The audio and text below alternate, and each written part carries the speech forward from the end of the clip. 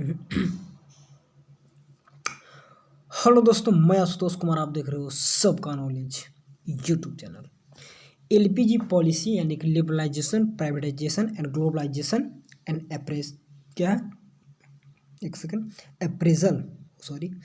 तो चैप्टर तो फिनिश हो चुका है, सारा का सारा चैप्टर कंप्लीट हुआ। लास्ट है एमसीक्यू से रिवीजन करवा कर रिकॉल करवा दे रहे हैं सारा का सारा, और शायद ऑब्जेक्टिव एग्जाम में भी आना है क्वेश्चन, तो देख लीजिए बिना टाइम वेस्ट किए हुए। फर्स्ट बहुत ही प्यारा सा इंपॉर्टेंट क्वेश्चन है कि economy reforms were introduce in India in which year, या फिर जो भी यहाँ पर भराएगा आपको भरना है कौन से साल में इकोनॉमी रिफॉर्म इंट्रोड्यूस हुआ था। तो चैप्टर का नाम ही है इकोनॉमी रिफॉर्म सिंस 1991। ठीक है, तो ये तो याद होना चाहिए। चलिए, make in India programme was launched in, कब हुआ था? नरेंद्र मोदी किए थे। याद है? कुछ याद नहीं है तो याद कर लीजिए। 2014 या 15 में, कन्फ्यूजन हमको खुद देख लेते हैं। 15 में तो शायद 15 में क्या था? 15 में एक इम्पोर्टेंट कोई घटना 15 में, हाँ, नीति आयोग का गठन हुआ था 15 में। तो 14 में आपका make in India programme launch किया गया था किनके द्वारा? Narendra Modi, prime minister of India. चलिए, Mudra bank was set up to meet the credit needs of the, किसके लिए मुद्रा बैंक का क्या बोलते हैं सेटअप किया गया था? किसके लिए? फार्मर्स के लिए, जो क्रेडिट यानी कि लोन वगैरह मिल सके, और स्मॉल इंटरप्राइजेस, लार्ज इंटरप्राइजेज या फिर एक्सपोर्टर। तो मुद्रा बैंक याद रखिएगा ना कि स्मॉल, छोटे उद्यमकर्मी जो थे, छोटा स्मॉल इंटरप्राइजेज, उन लोग के लिए खोला गया था इसको, तो स्मॉल इंटरप्राइजेज। ठीक है, चलिए, which of the following is replaced MRTPC act? तो कौन सा एक्ट इसको रिप्लेस किया था? तो इसका थोड़ा सा, तो इस एक्ट को MRTPC होता है कुछ, इसका था monopoly restrictive trade practices act. इसका फुल फॉर्म देख लीजिए एक बार, वही होता है। तो यहाँ से फिर इसको हटा दिया गया था कौन सा एक्ट के तहत? तो PDF में तो था नहीं, चैप्टर में तो पढ़े होंगे तो याद होगा, नहीं तो भूल गए होंगे। कोई दिक्कत नहीं, इसको याद कर लेना है कि कंपटीशन एक्ट, या फिर फॉरेन एक्सचेंज मैनेजमेंट एक्ट, या फिर न्यू कंपनी एक्ट, या फिर नॉन ऑफ दीज। तो ये था 1969 का एक्ट था ना, तो उसको 2000 का कंपटीशन एक्ट आया था, उसी की जगह पे इसको हटाया गया था। ठीक है, कंपटीशन एक्ट वही था। तो इसके बाद 5th नंबर देख लीजिए क्या बोल रहा है। ठीक है, एक सेकेंड। ठीक है, कह रहा है कि to provide financial facility to micro units, यानी कि जो छोटे यूनिट्स होते हैं माइक्रो लेवल पे, agency named Mudra was established by the government in which year this agency was set up. Mudra year को कब स्टार्ट किया गया था? किसके लिए? एक माइक्रो फाइनेंशियल यूनिट यानी कि स्मॉल लेवल पर, स्मॉल स्केल इंडस्ट्री, उन लोग को जो सपोर्ट करने के लिए मुद्रा को एस्टेब्लिश किया गया था। तो कब किया गया था? डेट यहाँ पे आप लोगों को थोड़ा सा याद करना होगा। तो कौन सा डेट था देख लीजिए, इसके बाद याद कर लीजिएगा क्या है इसका आंसर। 2015 में। ठीक है, मुद्रा का तो हमें भी नहीं पता था, तो याद हो कि 2015 में इसका एस्टेब्लिशमेंट हुआ था। ठीक है, चलिए, क्योंकि एक सेकंड, क्योंकि यहाँ पे कुछ कुछ नए टर्म मिलेंगे तो उसको एक बार में याद करना होगा ना, कहीं वैसे। चलिए, at present how many industry are exclusively reserve for the public sector in India? ये तो पढ़े थे, PDF में दिया हुआ था। तो कितने को अभी तक पब्लिक सेक्टर के लिए छोड़ दिया गया है? तो एक्सक्लूसिव रिजर्व पब्लिक, केवल सिर्फ और सिर्फ पब्लिक सेक्टर के पास रहेगा। तो कितने हैं? मात्र 3 है।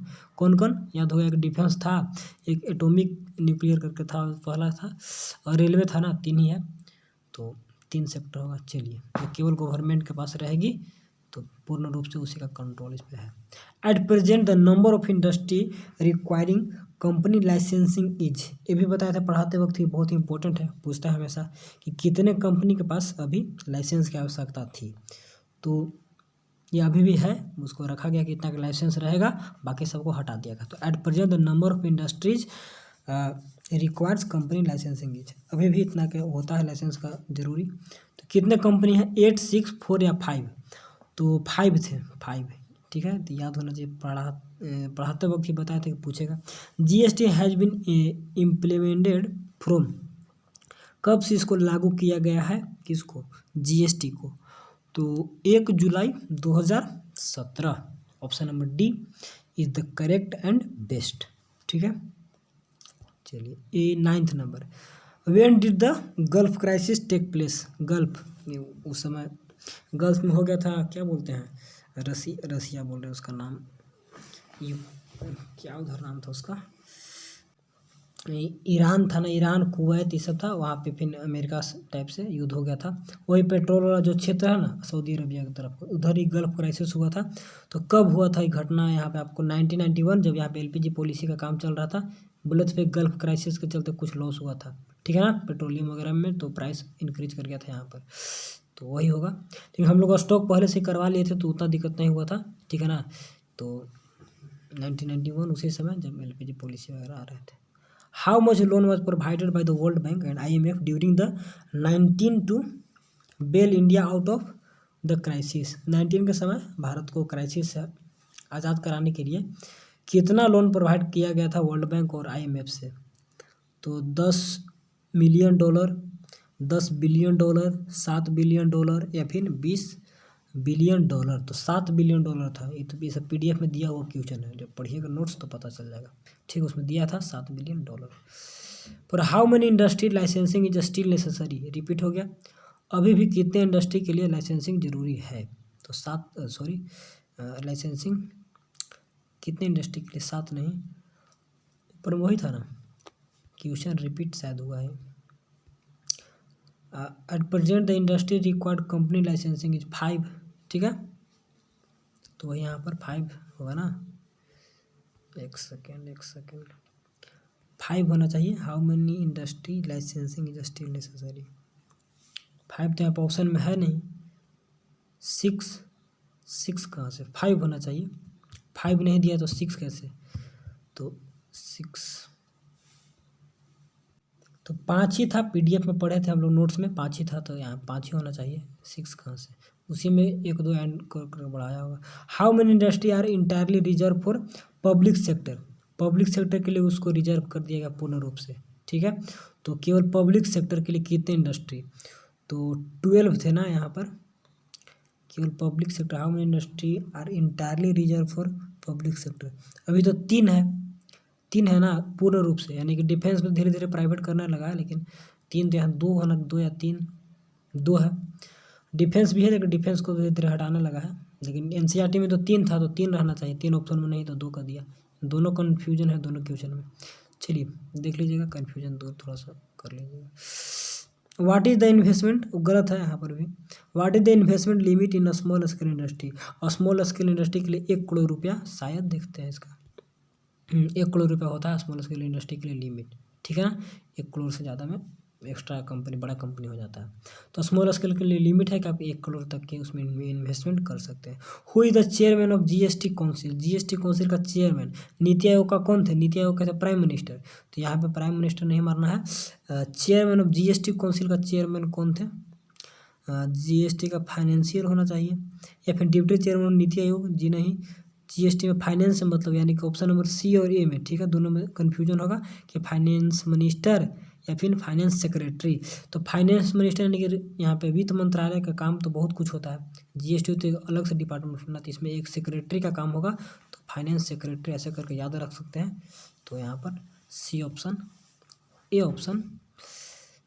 Who is the chairman of GST council? Finance minister, और फाइनेंस सेक्रेटरी में फाइनेंस मिनिस्टर ही होते हैं इसका भी, तो याद रखिएगा, दोनों में कन्फ्यूजन था, ठीक है। फाइनेंस मिनिस्टर GST काउंसिल के चेयरमैन। चलिए इसके बाद खत्म, लास्ट हुआ थोड़ा सा ऑब्जेक्टिव टाइप का, देख लीजिए इसमें क्या क्या fill in the blanks. India meet with the economic crisis in 1991, has it failed to repay its borrowing from abroad? तो इंडिया जब यहाँ पर के ऊपर करें मेट विथ इकोनॉमिक क्राइसिस जब सामना हुआ भारत का, तो 1991 में has it fail to repay, तो उसके चलते अपना जो बोरोइंग था उसको एब्रोड से जो लिया था तो फेल हो गया था उसको रीपे करने में, ठीक है ना। तो यहाँ पर वही होना चाहिए, बोरोइंग्स, उधार वगैरह, क्राइसिस के चलते, ठीक है। इंडिया, ठीक है। Is the excess of expenditure borrowing over income? क्या इसका आंसर देखिए क्या होगा? Deficit is the excess of expenditure over income, यानी कि जो कमी होता है एक्सेस एक्सपेंडिचर ओवर इनकम, यानी कि जितना आ नहीं रहा है उससे ज़्यादा खर्च हो जाता है तो उसको डिफिसिट बोलते हैं, कमी बोलते हैं। ठीक है, चलिए, to overcome the crisis the India approach IMF and World Bank for loans, तो आसान है। चलिए, उसको हटाने के लिए लोन्स के लिए गया था। The physical policy refers to the revenue and expenditure policy of the government to achieve development in the economy. कैसा डेवलपमेंट है यहाँ पर? बैलेंस डेवलपमेंट इन इकोनॉमी, ठीक है ना। Physical policy revenue expenditure government आज achieve to balance development in economy, इसलिए physical policy लेकर आती है। ठीक है, तो अच्छा लास्ट होगा, देख लेते हैं थोड़ा सा क्या बोल रहे हैं यहाँ पर। Trade policy reform led to removal of export duty to India's competitive position. Trade policy reform led to increase the India competition position. Trade policy reforms led to removal of export duty to increase India's competition position. जो reform हुआ, जो कि export duty को हटा दिया गया, तो इससे बढ़ गया था क्या, इंडिया का कंपटिटिव पोजीशन, यानी कि हटा दिया तो बाहर से भी आने लगे, तो हम लोग का कंपटीशन थोड़ा सा बढ़ गया था। ठीक है, तो इंक्रीज हो गया था उसी कारण। चलिए, India has become important destination for the global market since the reform, या ग्लोबल वर्ल्ड या ग्लोबल आउटसोर्सिंग, बाहर के सब कुछ। India has become a important destination for global outsourcing since reform, जो रिफॉर्म हुआ था तो ग्लोबल आउटसोर्सिंग के बारे में बताया था कि बाहर की कंपनी हायर करती है, बात अगर कॉलिंग या कोई भी इंफॉर्मेशन के लिए रखती है, हायर करती है जॉब पर, तो इंडिया बन चुका था एक ग्लोबल आउटसोर्सिंग, यानी कि यहाँ से बाहर भी हम लोग काम करने जा सकते थे। Destination for global outsourcing since the reform, तो सबका लक्ष्य हो चुका था। ठीक है, बाहर से। इसके बारे में आउटसोर्सिंग वगैरह बताए थे पढ़ाते वक्त डिटेल में। ठीक है, तो भारत बन चुका था, एक ऐसा लक्ष्य बन चुका था। चलिए, trade between two countries is called, इसको बोल सकते हैं बाईलेटरल ट्रेड, या फिर देख लेते हैं बाईलेटरल ही होगा, दोनों कर सकते। बाई का मतलब क्या, दो, तो बाईलेटरल होता है सिंगल, मल्टीलेटरल बहुत सारे, यूनिलेटरल एक साइड जब ट्रेड होता है। एक साइड ट्रेड कैसे हो सकता है? Industrial sector has experience in क्या, एक्सपीरियंस फ्लैक्चुएट होगा, जो बताए थे पढ़ाते वक्त कि ग्राफ अगर बनाइएगा तो सर्विस सेक्टर तो सीधा गया था, इंडस्ट्रियल फ्लैक्चुएट किया था, और जो कृषि वाला प्राइमरी सेक्टर कुछ काम नहीं कर पाया था, तो यहाँ फ्लैक्चुएट होगा। ठीक है, फ्लैक्चुएशन। चलिए, समाप्त हुआ। अब ट्रू फॉल्स यहाँ पे दिया हुआ, तो देख लीजिए ट्रू का फॉल्स होगा। The crisis led to rise in the price of essential goods, true होना चाहिए, ट्रू खुद से बने। Reserve bank of the India announce new economy policy है the condition to support the Indian economy. Reserve bank of India announce the new economy policy है the condition to support the Indian economy. Reserve bank India नहीं, false. Reserve bank थोड़ी यहाँ पे तो allow नहीं किया था, यहाँ पे तो क्या बोलते हैं, डॉक्टर मनमोहन सिंह वित्त मंत्री थे, और उनका नाम क्या था प्राइम मिनिस्टर का, क्या उनका नाम था, प्राइम मिनिस्टर क्या नाम था उन्हीं के साथ है, देख लीजिए, तो फॉल्स होना चाहिए। नरसिम्हा राव कौन थे, उनका नाम था। चलिए, ओपनिंग बताए थे पढ़ाता, काम नहीं करा अच्छे तो। चलिए, opening up the economy by removing restriction on the private sector is called globalisation. नहीं, ग्लोबलाइजेशन का मतलब ये नहीं होता है। ओपनिंग अप द इकोनॉमी को ओपन कर दिए तो लिबरलाइजेशन होना चाहिए, ठीक है ना। And removing the restriction on the private sector से रेस्ट्रिक्शन हटा दिए थे, तो ठीक है ना, प्राइवेट सेक्टर पे कोई रेस्ट्रिक्शन नहीं रहेगा, इज कॉल्ड लिबरलाइजेशन, ठीक है ना। और प्राइवेटाइजेशन में क्या होता है, प्राइवेट सेक्टर जो भी गवर्नमेंट के सेक्टर होते हैं, पब्लिक को प्राइवेट में कन्वर्ट करना स्टार्ट करते हैं, ठीक है। तो यहाँ पे लिबरल करने का, ओपनिंग करने का काम होता है, तो लिबरलाइजेशन का काम होता है, शेयर बांटने का प्राइवेटाइजेशन। और ग्लोबलाइजेशन में तो इंडियन इकोनॉमी या कोई भी इकोनॉमी को वर्ल्ड इकोनॉमी से इंटीग्रेट करने के लिए होता है, फॉल्स है। चलिए, industrial licence was abolish on the all product except those which very important from profit point of view. Industrial licensing was abolished on the all products except on the those which very important, गलत है, false है। वैसे के लिए industrial licensing को हटाया नहीं गया था जिसमें केवल प्रॉफिट देखा जा रहा था, ऐसा नहीं, सभी के लिए हटा दिया गया था, ठीक। All the product except the important from profit point of view, no, false है। समझ रहे इसका ना। कर है कि इंडस्ट्रियल लाइसेंस तो उसको हटा दिया गया था from all the product except on those, यानी कि प्रॉफिट वाले पर छोड़ के बाकी सब पे हटा दिया गया था, ऐसा कुछ नहीं था, सभी पे हटा दिया गया था। ठीक है, क्योंकि जिसमें प्रॉफिट हो रहा था उसमें लाइसेंस रखेंगे, और ऐसा कुछ नहीं किया था, तो फॉल्स ही है। A rupee was devalued to resolve the balance of payment crisis, तो सही हो सकता है।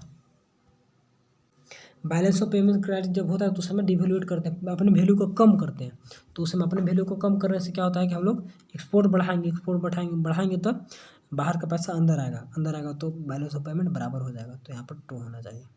ठीक है, ये सब बैलेंस ऑफ पेमेंट सब क्लास 12 का टॉपिक है।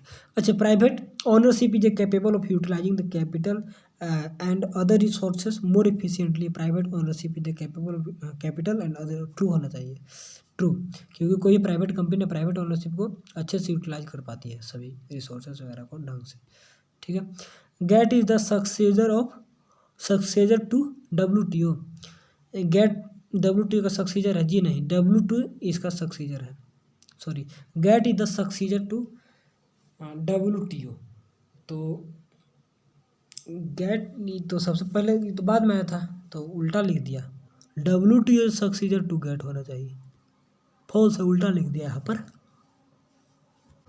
गलत लिख दिया ना। GATT is the successor to WTO, यानी कि गेट जो है WTO का सक्सीजर है, तो ऐसा नहीं, WTO गेट का सक्सीजर, ये 1995 में बना है, ये आपका 1947-48 में बना था।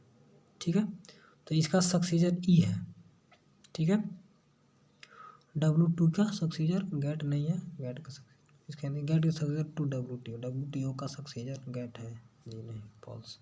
चलिए, opening up the economy resulted in the rapid increase in FDI and foreign exchange reserve, दोनों का इंक्रीज रैपिड हुआ था, बिल्कुल हुआ था। चलिए, लास्ट है वीडियो, एकदम छोटा वीडियो बना है, बहुत कुछ नहीं था, मैचिंग है, देख लीजिए एक बार, और पढ़े होंगे थोड़ा सा तो रोक के वीडियो देखिए, मिलाकर सोच के मिला पाइएगा तो ऑब्जेक्टिव है, सॉरी क्या बोलते हैं इसको, मैचिंग है, मैच द कॉलम, तो जो आपको अच्छा लगता है वीडियो रोक के देख के मिला सकते हैं। ठीक है, यहाँ तक है। ठीक है, याद होगा तो अच्छा, बात नहीं हो तो कोई दिक्कत है नहीं, इसको फिर एक बार नीचे में आंसर दिखा देना, सारे को देख कर याद कर लीजिएगा, पढ़ लीजिएगा, सब याद हो जाएगा, रिकॉल हो जाएगा। ठीक, पढ़ लीजिएगा सब। चलिए, क्या क्या है देख लेते हैं, बाकी खत्म हो जाएगा। फर्स्ट में क्या है, liberalisation removing on restriction on private sector. ठीक है, प्राइवेट सेक्टर से रिस्ट्रिक्शन हटा दीजिए। Privatisation reduction the role of government का रोल कम करिए, यानी क्या बोले थे कि प्राइवेट, यानी कि पब्लिक सेक्टर को प्राइवेट सेक्टर में कन्वर्ट करना स्टार्ट कर दीजिए। तो यानी सबसे अच्छा यहाँ पे लाइन लिख दिया कि reducing the role of the government का रोल ही कम किया जाए तो उसको बोलते हैं प्राइवेटाइजेशन। ठीक है, और लिबरलाइजेशन में removing the restriction on private sector बहुत अच्छा है, and globalisation removing the trade restriction, व्यापार में रिस्ट्रिक्शन हटा दो। ठीक है ना, और प्राइवेट सेक्टर में रिस्ट्रिक्शन हटा दो, तो यहाँ पे क्या है, अपना कंट्रोल हटा दो। तो तीनों को बहुत अच्छा डिफरेंस है, क्योंकि पूछता है तो बहुत अच्छा हो गया, यहाँ पर दिया है, तीनों को देख लीजिएगा अच्छे से। ठीक है, और डिफरेंसन जो याद रखेंगे उसको भी याद रखना है, जो अच्छा लगता है। इसके बाद है टैरिफ बैरियर इम्पोजिंग, सॉरी हाँ, tariff barrier imposing the excise duty on the import, दोनों का ठीक है मैचिंग है। नॉन टैरिफ में fixing quota restriction non tariff हो गया। नॉन टैरिफ में और से बहुत सारे आते हैं, कुछ पॉलिटिकल फैक्टर वगैरह टाइप से रहते हैं। चलिए, introduction of new economy policy, quota भी आपका हो गया, टैरिफ यानी ये हो गया टैक्स से या आपका कोटा से। Introduction of new economy policy in India इन 1991 में, अब तो ट्रू है कि फॉल्स है, ट्रू है, यहाँ पे तो मैचिंग है तो सही होगा। इसके बाद implementation of GST in India 1 जुलाई 2017, ठीक है, या जुलाई 2017 याद रखिए। इसके बाद है डिमोनेटाइजेशन, डिमोनेटाइज करना, ठीक है, टुक प्लेस इन इंडिया कब है, नवंबर 2016, जिसको डिमोनेटाइज करना स्टार्ट हो गया, यानी सबको हटाना जो होता है वो अपने पक्ष से। मोनेटाइज होना मतलब क्या, डिमोनेटाइज, इसका हिंदी नहीं आ रहा माइंड में, तो वो भी होता है। फिर है SGST, यानी कि state goods and service tax, और उसके बाद है क्या, IGST, यानी कि international goods and service tax होगा। तो ये आपका कलेक्टेड इंटर स्टेट सेल्स होता है, ये आपका इंट्रा स्टेट सेल, यानी कि इंट्रा मैंने अंदरूनी, स्टेट ये आपका हो गया इंटर, एक स्टेट से एक कंट्री से दूसरे कंट्री का स्टेट टैक्स वगैरह। चलिए, तो इंट्रा विंटर को समझ लीजिएगा थोड़ा सा एक बार, जहाँ पे कोई दिक्कत होगा तो नेट गूगल वगैरह करके भी कर सकते हैं, देख सकते हैं, ठीक है। ऐसा नहीं कि जो जहाँ दिक्कत है उसको करिए, देखिए, समझिए। कोई दिक्कत हो तो हमको भी मैसेज कमेंट वगैरह कर सकते हैं, पूछ सकते हैं, ठीक है।